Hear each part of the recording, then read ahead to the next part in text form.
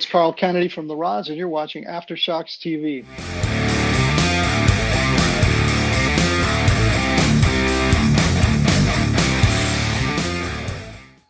All right, guys. Well, another one of Bob's, one of his favorite bands, obviously, if you knew him. This band was another sort of under the radar band that Bob loves, that I know you guys, of course, love as well. We'll talk about the mighty Y&T, and we're going to talk about the record Mean Streak today.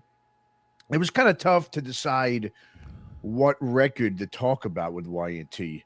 It's because it's they're the one of those bands where their most popular record wasn't even close to being their best record, their highest selling record, I should say.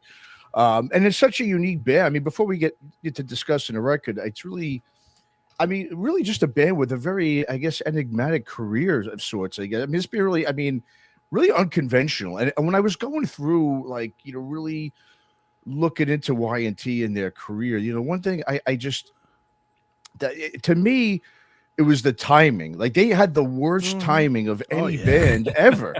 I mean, if you think about it, one thing that's great about, obviously, we love about Bob's Inside Metal series is we got a really good, look into the LA scene in the 70s. Now, this was before, obviously, Van Halen 70s, when it was that sort of, you had those bands, the Legs Diamond and Detective and Angel, those bands in the late 70s there, before obviously Van Halen took over Sunset Strip and it became what it ended up becoming. But yeah, I think the most amazing thing on this band was, as Bob talks about in his movies, they were a huge band in LA in the 70s. And even Lars Ulrich is famous for saying that they were the band that made him want to be a musician. Yeah. Very interesting band. Chris, I know you're a big Y&T fan. Huge. Right? Yeah, go ahead and get into Mean Streak here. Well, Mean Streak, before I even talk about the record, I want to concur with you on their timing. Mm-hmm. They literally were too hair metal for when they came out. Like, they were the first kind of hair metal-y type of a band before there was that. And then when that came in, they were 280s or 270s. They weren't glammy enough. They really didn't sing about getting laid and partying or whatever. So they didn't fit the 80s scene either. Mm-hmm. But everybody loved them. I saw them all the way back. The first time I saw them was, 82, 83, around this time. And they were touring with, I don't even remember who they were touring with, but it was somebody that didn't fit. And then when I saw them in 85, they were opening for Motley Crue, and that didn't fit. Mm-hmm. They never quite fit in. But I'll be damned, I'm a big enough fan, and I'll admit it, I don't think they have a bad record. They're one of the very few that has 15, 20 records and never had a total miss. Like, I don't love Contagious, which is the one that Down for the Count. You thought that was good? I like Down for the Count. That's a rarity. I don't hate it. I don't hate Yesterday and Today. I don't hate the very early stuff. To me, the worst one was probably Contagious. Production was 280s. Oh God, terrible. Great songs, but you can feel your teeth rotting out from the saccharin in that record. It's like, but even that has great songs on it. It's just great songs that were way overproduced. And this record here, Mean Streak, this was them at their moment. This was this was them taking their home run swing, and it didn't work, but man, if every song on this record is not spectacular, then I don't know what is. Everything is great on this. Yeah. Mean Streak, Midnight in Tokyo, Hang 'em High, Down and Dirty. All of this stuff. Yeah. Every single song on this record is a knockout, man. It's easily their strongest record. Maybe not their best. Like, you guys will probably both laugh. Matt, you won't laugh because you won't even know this record. Tom will know this record. My favorite record from Y&T is 10, which is a very different record for them. Yeah. But this was their strongest record to me. It just comes out blasting and it never stops. Fantastic record. I'm with you on that, Chris, because I looked it up actually. They've got 12 albums since 1976. That's 48 fucking years. They've got 12 albums out. Yeah. So they were never like, constantly releasing every 2 years. But a couple of things just to run with you on Chris, is that similar to what we just spoke about with UFO, they were incredibly well respected in the industry. A lot of the thrash metal bands from the Bay Area always gravitated, still mention Y&T today when they talk about, back in the day, going to the clubs or whatever. You mentioned LA right there. But I saw them twice over the years. Once in Dublin, small little club, and I saw them in Birmingham, England. And Whitesnake supported, Y&T opened, and Gary Moore was actually the middle a couple years before Gary Moore died. And if I can remember correctly, outside of Gary Moore's playing, which was spectacular, I remember just going for a beer later that night. I said, guys, I think fucking Y&T were the best band on the bill. And I just saw This is like a 12,000 seater arena. Right. They never, ever failed to deliver. Dave Meniketti's voice hasn't lost a pitch in all of these years. I saw him recently, just some live shot for a couple of years ago, whatever it was. And even their latest album, which was now, I don't know, 10 years ago, Face Melter or whatever year that was, I can't remember. But they just constantly deliver. And to your point, Chris, they don't do bad albums, some better than others, obviously. And they always miss the boat. Even in Donington, you think about this album came out in 1983. I was looking up. So 1983, I'm going to read them out. Kill 'Em All, Paramania, Shout at the Devil, Holy Diver, Peace of Mind, Bark of the Moon. That was 83, for fuck's sake. Yeah. And like they couldn't grasp that wave when metal was literally exploding. Just like they're multi-million sellers. And in 1984, the Donington Festival, I didn't see that one. I went the year after, and they were with AC/DC, Van Halen, Ozzy, Gary Moore again, Y&T, Accept, and Motley. So they had all of these chances. They were on big tours with Maiden, with Dio. They just never got it. They just never broke through, or the audience never got it, because they're always a step ahead or a step behind. It's such a shame, because it's such a great band. It's the timing. The thing is if you look at it, right, so they started in the latter part of the 70s, right? So by the time those 80s bands were, like you said, the hair metal was really becoming big, say 85, right?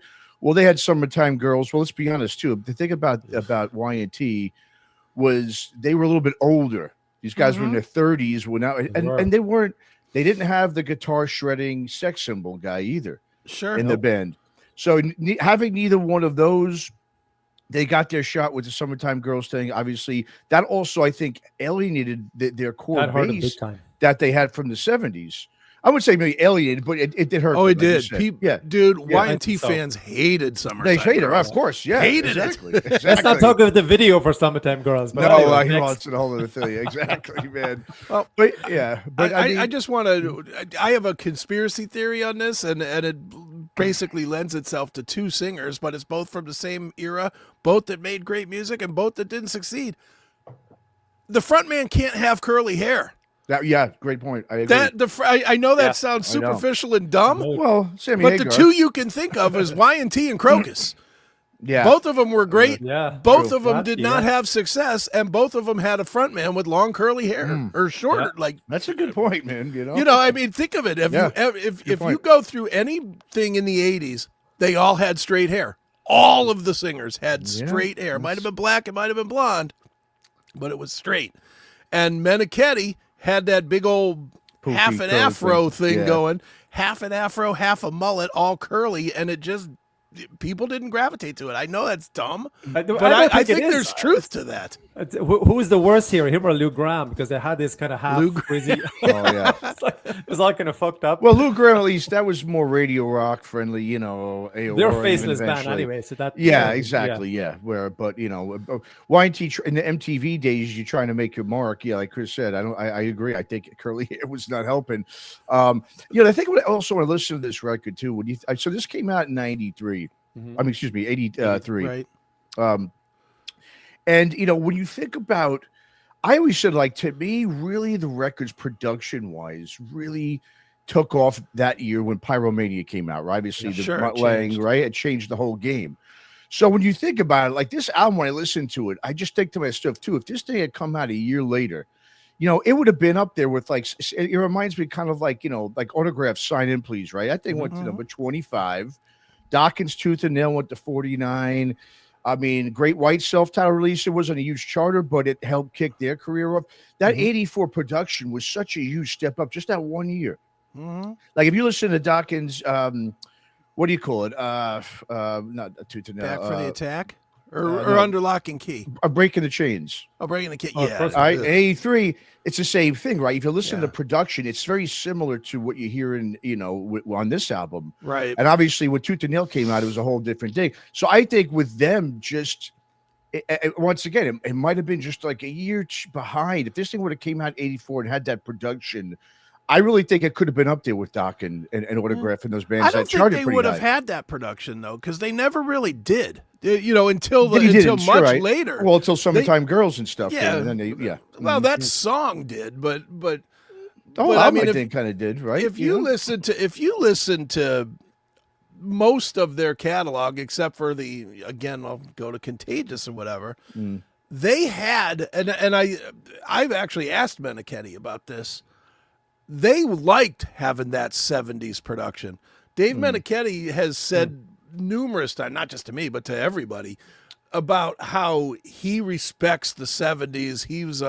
He's a blues player first, and he liked that grittier, raw. Yeah, I'm with him. He literally made music so that it would sound the same in the club. And I don't think that when they tried to be flashy, it never worked for them. It really was some of their lower point musically incorrect and stuff like that had better production did not nearly translate as well as these with like Mean Streak or Black Tiger and stuff like that. But they're good albums. Those 90s albums, Musically Incorrect and whatever the other one was. Contagious. Those two albums, and they're good albums. Yeah, they're solid. But I like them. But you look at where Mean Streak sat. I mean, Black Tiger was like their metal album, I guess. And they're still playing those songs today, and that sold shit, right? And then this one then got a little bit better, and then straight after that, then we had In Rock, which in Rock We Trust, which peaked at 46. I got from Wikipedia. That peaked at 46. So they were heading in the right direction, but then in Rock, and I think that sold like 500,000 to date or something. That they never had a platinum anything. They just never quite got there for 1,000 different reasons, curly hair or not. But they never just got in the groove of the mainstream. But you got to wonder if was it. Obviously, timing was slightly off. But I don't know who their manager was at the time, or they're misguided, or did they not jump on the bandwagon early enough? I don't know. I think they also were even though they were big in LA, they were a Bay Area band. They weren't in that whole Sunset Strip LA metal scene. Like you said, like Chris was saying, they didn't really, I think, probably even want to go that direction. I'm sure they got pulled, obviously, from the label and management and whatsoever, but it wasn't their thing. I guess it just never felt, like natural. Like I said, it's a timing thing. They really, they were at the worst time coming out and getting notoriety. Is once you get to a certain level. I mean, that's why it was great watching, the Inside Metal series, is learning about them. And that they were big in LA in like 77, 78. Sure. So we're talking about 5-6 years before this record even came out. And for a band, I mean, what we saw in the 80s, a lot of those classic, rock bands come in, the ZZ Tops and Heart and all those bands, obviously adapting to the 80s style. They had to dress up to fit the MTV mold. Remember, it was the MTV, it was the MTV's, era. And so, like we were saying, I mean, Meniketti and the guys, Joe, there was no guitar shredding sex symbol in the band. And let's be honest, what band, no matter how good musically you were, if you were from the 70s originally, like, and were well known in the 70s, a la AC/DC and so forth, unless you were coming with a young, studly singer and guitarist, I mean, no one really no one cared. No one wanted, you weren't going to get pushed. MTV was not going to push you if you didn't have that look. And I think that's just what it was. It really was just it was the era. They were in the wrong era, really.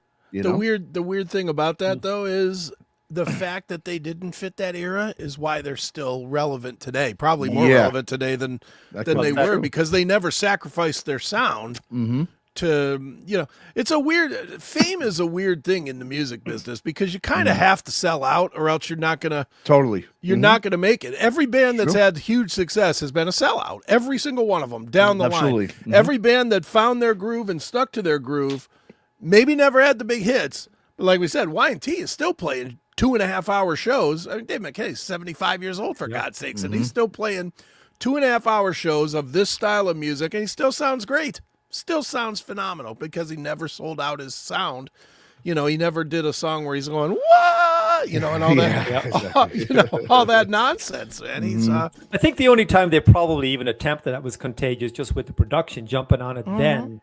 And then, of course, you know, they come back an album or two later and say, well, now we're going back to our roots. In other words, that didn't work out. Or that we didn't lost. work out. Exactly. They all say that, you know, but I think too is that, you know, you'd wonder, I mean, this is all what if shit, but if they had that flashy guitar player and they had a Bo Hill or a Michael Wagner behind him, you know, what could have been?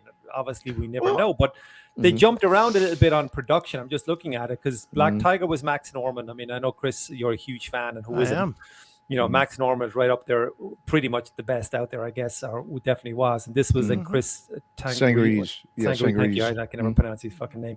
And then Tom Allen then produced the next one. So they jumped around with different producers. So they're like, Bo Hill was part of the Rat sound for, you know, 10 years because it was the same sound all the time. People wanted the same rehash shit, and that went against him in time. But you know, I think if there's one, I don't even know if it's out there. There's one book I'd love to read would be Dave Menikety's story. I think he would have a phenomenal story from '76 right up to today. You know, and then the death of all the original members with Leonard Hayes and can't remember half the names, but Phil Kennemore, Steph Burns. I think he has and he's been through it all. I mean, what would Y&T? Sorry, just to recap, I think he'd have an awesome story if you ever put pen to paper. But what would Y&T play to today in the States, club wise? 300, 500?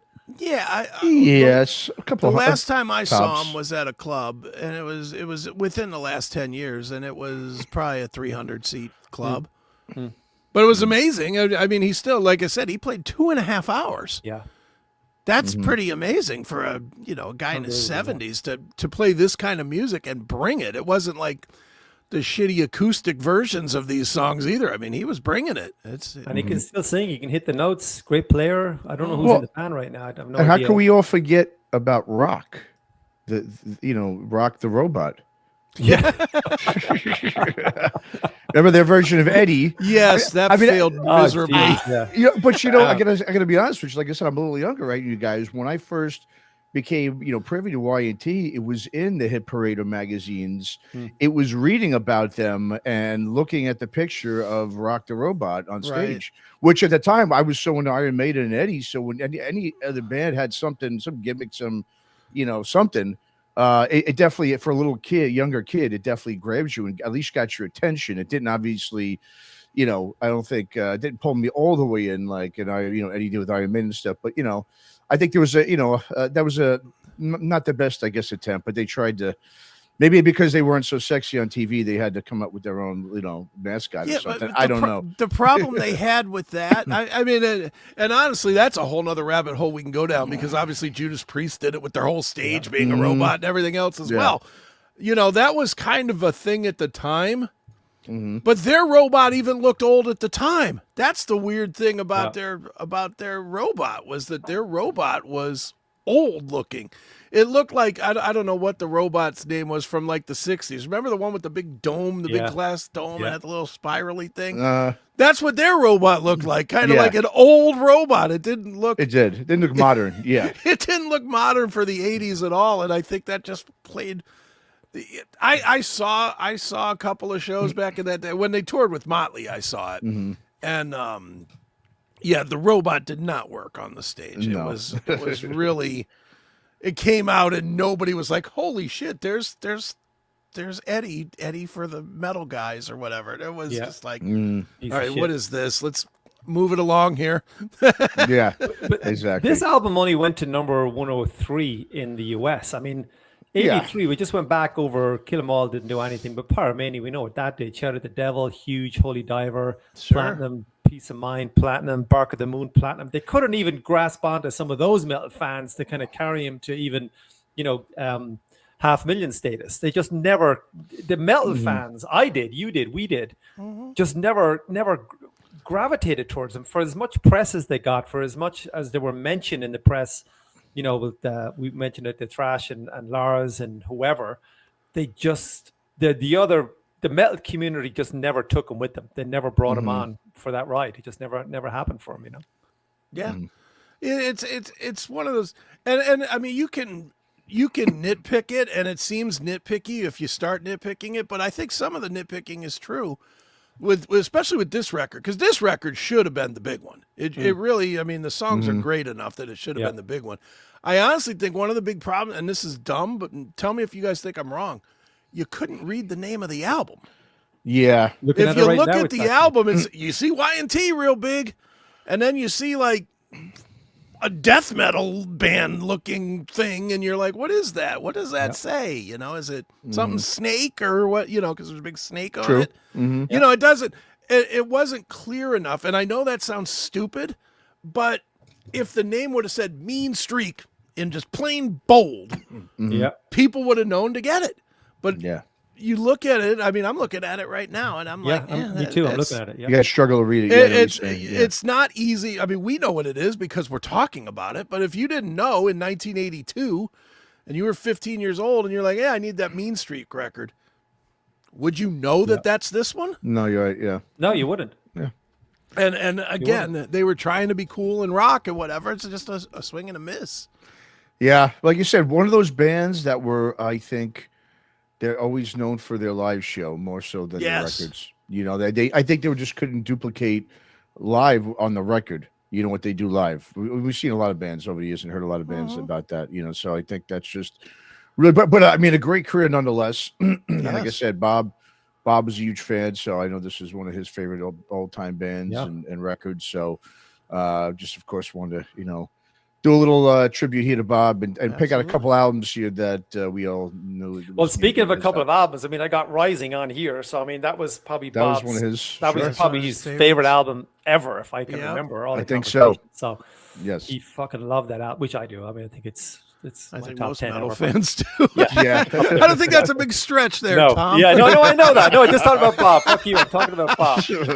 No, but Bob loved this. But I think if you had Bob lined up and say give him my top 10, I mean that's there's probably this and Long Live Rock and Roll. I don't know.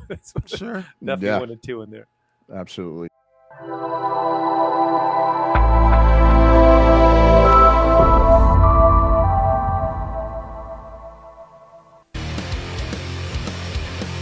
I had an interest in music always. It's always kind of been around me some way, shape, or form. 5 minutes sitting on a drum set, man, change your life. This is the same black guitar that Marty McFly plays in Back to the Future. I love the feeling I get in front of the freaking full stack here, just the vibration or something to it. I'm lucky because I do have a little bit of a tap into the Fu Manchu lore, into the Nebula lore. In order to keep things going, you kind of have to start playing the game a little bit, like the business game. Everybody has to get through a day-to-day, and how do you exist and how do you get by? As far as getting people to commit to bands, it's tough to keep a lot together these days, for sure.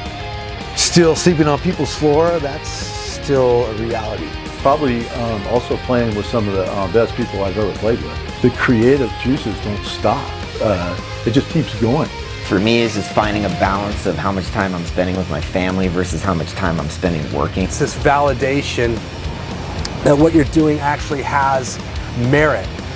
Obviously, we're a little long in the tooth, and we've been doing this for a minute, and now we can kind of do what we want. We don't need a record company. I'll do it myself. I'll do it the way I want to. Just always be cool. Just be respectful. Those are your people. They're connecting to you on some level, even if they don't look like you. It's got to happen, or else I'll go crazy. I'll go crazy one way or another, I might as well, not go crazy if I can play music.